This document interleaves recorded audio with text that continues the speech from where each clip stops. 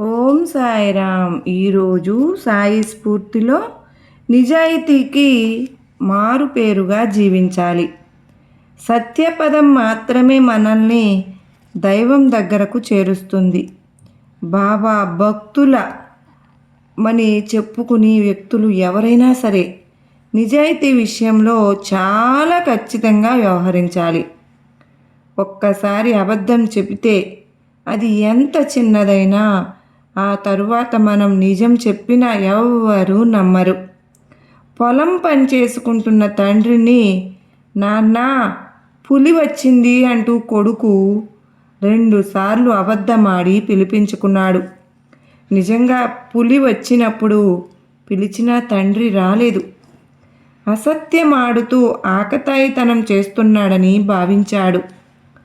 కొడుకు అసత్యమాడి పులివాత పడ్డాడు.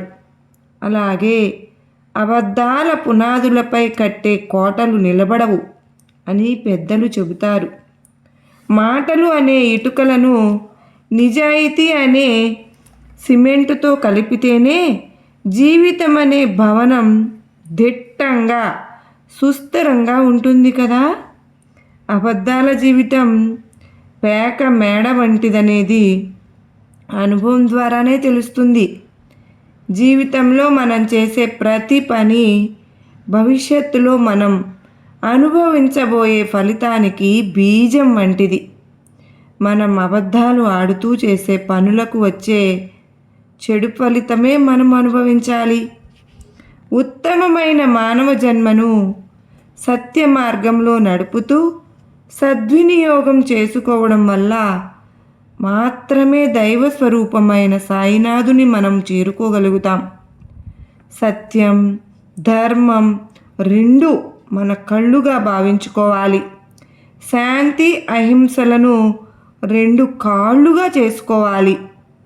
భగవంతుని భగవత్ స్వరూపులైన తోటి మానవులను, ఇతర జీవులను సమభావంతో ప్రేమించాలి.